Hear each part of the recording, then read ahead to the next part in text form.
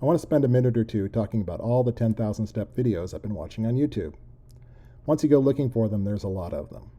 Some are about people who've done it for a month. Others are from health or fitness professionals discussing the benefits. For the most part, they're good and motivating, but there is one thing I've noticed. Almost none of the people doing these videos have an actual weight problem. Some are looking to lose 10 or 20 pounds, and good for them, but I don't think they capture the experience of those of us with 50 to 100 pounds to lose. I find that my experiences as a big man trying to lose weight walking is a little bit different than theirs. To begin with, there's the speed. Most of them recommend a brisk walk, which is classified as 2.5 to 3 miles per hour. If I'm going 2.5 miles an hour over an extended distance, I'm giving it my all. When I've tried to maintain that pace, my heart rate gets up to between 130 and 140 beats per minute. At that point, I'm no longer in fat burning mode, it's pure cardio, and it will wear me out fast. At some point, I hope it isn't so hard, but at this point, it's a lot. I usually try to maintain that pace for the first 200 or 300 steps, just to get my heart rate up to a good start, but then I go back to the pace I'm most comfortable with, which is about 2.2 miles an hour. At that rate, I can go on for an hour, and my heart rate is around 115, which is all I need to burn fat. The second thing that doesn't match their experience is distance. I've seen videos claiming they walk anywhere from 5 to 7 miles to get 10,000 steps. My distance is closer to 4 miles.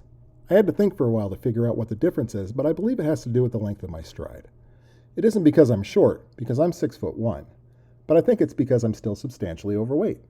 I'm moving a lot of bulk, so I take shorter steps. Maybe if I reach my goal weight, I'll have longer steps.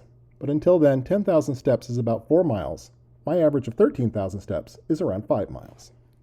This is mainly walking outside on a small track. If I'm stuck inside, the distance is even less because I can't take as big as steps negotiating my hallway. I feel like it's important for overweight people to understand that their distances can be a lot less because walking 7 miles a day seems daunting and walking 4 miles a day feels a lot more manageable. It's also important to note time. For me, walking 10,000 steps takes about an hour and a half. That's if I do it in a single session and don't count any of my other steps throughout the day. More realistically, I average about an hour and 10 minutes of concentrated walking, with the rest of my steps picked up just living my life. Doing that, I'm averaging 13,000 steps a day. I hope you find that information useful. Let's do my numbers for today. After 5 days of steady loss, I had a bit of a bounce back today, going back to 307 pounds. Even after just a month, I'm seeing that as a pattern. I lose for a few days in a row, then I bump up a bit and plateau for a few days before doing it all again. It's all part of the process. My fasting blood sugar was also up a bit to 117.